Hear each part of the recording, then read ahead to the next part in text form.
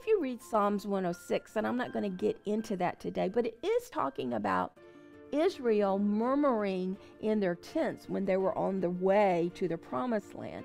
And they were in their tents and they were murmuring. They were saying wicked things. They were talking about Moses in a very negative way. And they were speaking against God.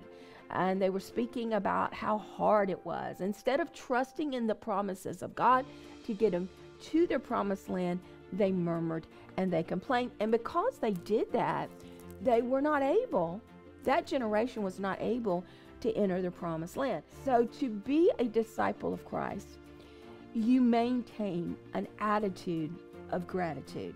And this just doesn't happen magically.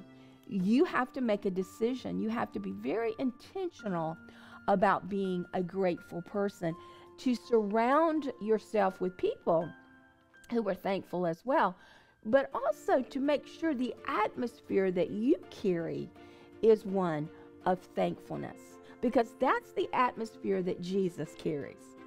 And if we want to be on his frequency, if we want to be on his wavelength, so to speak, we need to be moving in an attitude of reflection, thinking about, remembering how he's always helped us, how he's always been there. Even when circumstances have been negative, we still know that when we're in a trial, we count it all joy, because we're going to come out of the trial and our faith is going to be made stronger. This is very important.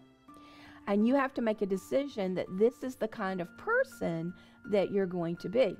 Colossians 3:15, and let the peace of Christ rule in your heart, to which indeed you were called in one body, and be thankful.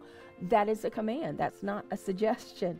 Apostle Paul was a disciple, a follower of Jesus, very powerful man of God, highly anointed, and he understood the power of thanksgiving. We enter into the gates of the Lord, into the authority of the Lord, by being thankful, and we enter into his courts with praise.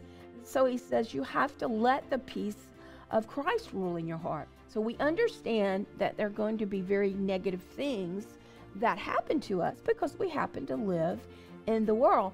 But because they happen to us, that doesn't mean that we have to submit to them, that we have to lose our peace because of them. We actually overcome them because the Holy Spirit in our life is so much greater than the things of the world, the lie of the world, the travail of the world, the adversities or the afflictions of the world.